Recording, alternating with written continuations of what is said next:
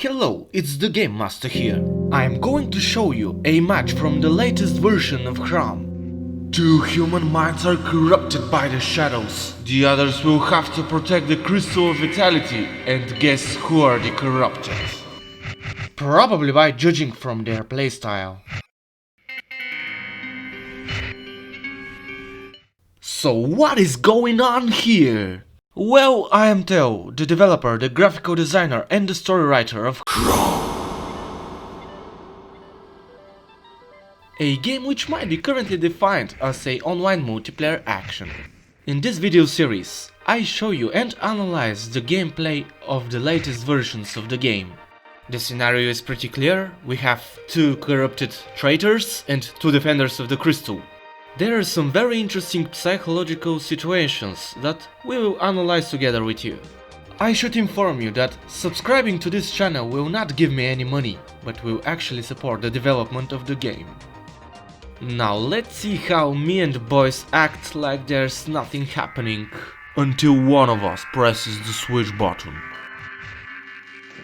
So as you see, I am playing with the name player and am one of the two corrupted players. So this being the first test of the newest version. At the beginning the players are unfamiliar and are trying to understand what's going on.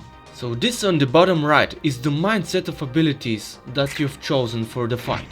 I've decided to replace the jump with a range ability, so that I can deal more damage from far. Come on man, it's still the second wave of the battle. You don't have to switch that earlier in the game, there are now no shadows at all. Okay, after some time passes and the suspects are used to this amazing user interface, we're finally ready to see a real battle on the Shadow Shore. This icon on the bottom right indicates that I can switch to the team of the shadows anytime. Let's do it now! My teammate on the right quickly decides to follow me and we reveal ourselves in the 6th wave. We must be very cautious, because if they take us once, we will not be able to respawn in this battle again, and we'll just lose the game. Nevertheless, I've decided to go berserk mode and wait on the spawn point to take down my opponent earlier. What is more, with each respawn, they would have to wait more time to respawn again. This guy tries to lure the shadows away from the crystal, at the same time healing from the bush. And I've just thought that my teammate is going to get him, but he's stuck at the bush. Never mind, our opponent managed to survive with 1% of body energy leaving the battle spot. Whoa, this projectile went through them. This is very interesting situation going on here. We are two with low health against one. If we die, we won't respawn again, so we must be very careful. I know that one of my opponents is very low on health, but I'm not sure where the other one is. I'm low now and I have to heal, but the cooldown of the heal is 5 seconds. So landing some hits and going back to heal is a nice strategy while the shadows are doing their job of taking the crystal. Also, staying behind the shadows and using them as a meat shield is very important to do when fighting. Wow, right on the spot! Wow, right on the spot!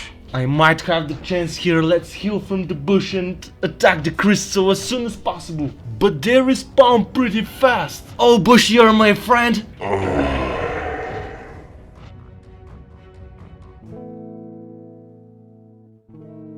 You can see my stats here. I've done 3 takedowns and have pretty good amount of damage.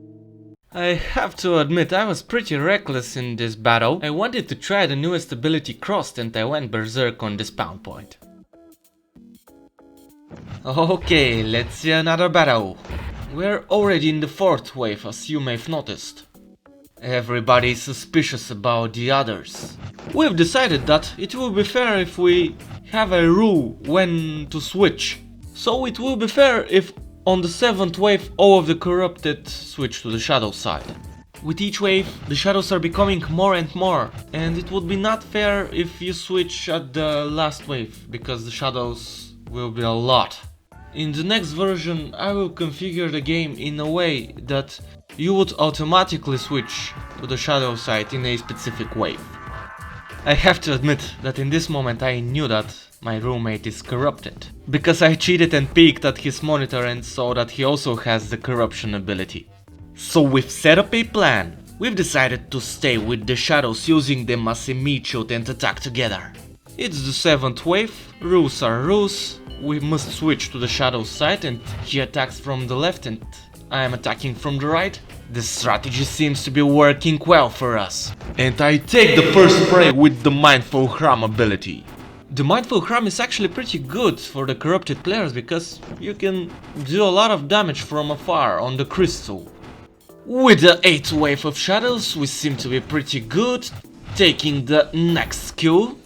We sure are winning. Attack the crystal with your Hram, my friend. Oh, you want some more? Whoever you are, we're unstoppable.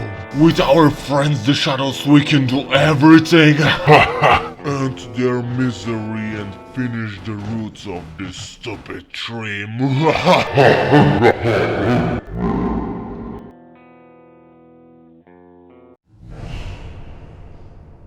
Okay, let's analyze version 0.3.5. We've watched 2 battles from the perspective of a corrupted player, so the server has chosen me and for some random reason my roommate to be corrupted. This is the only stochastic function I use in the game, by the way. My idea is to establish a competitive environment by avoiding any stochastic functions. This way the players can predict what is going to happen in the game and therefore get awarded by achieving what they want according to their predictions. Okay, now, the question is, which team is stronger? The corrupt or the defenders? And can we balance them in some way? Although we had 1 win and 1 loss, the corrupted team of players is a little bit overpowered. When you switch to the shadow side, you get 100 body energy more than the others. So you have 300 and they have 200. I've done this because when you get taken down as corrupted, you won't be able to respawn anymore. That's why I've decided that it would be nice for the corrupted to be a little bit harder to kill. Switching to the shadow side gives you 1 damage as well, because you will require it in order to destroy the root extracting the crystal. And when we add the fact that the shadows gain 20 more movement speed when the corrupted shows himself, we get the picture. The corrupted players are overpowered. However, the defenders of the mother tree have their pros as well. When you get killed, you respawn after some time, which grows with each respawn. And when you kill a corrupted player, the shadows become slower. Hey, but that's not fair! Well, you can see that playing as a defender is more of a challenge. Those who manage to protect the mother tree get awarded. Well, currently there is no award in the game, but later on you will get Crystal of Vitality when you win.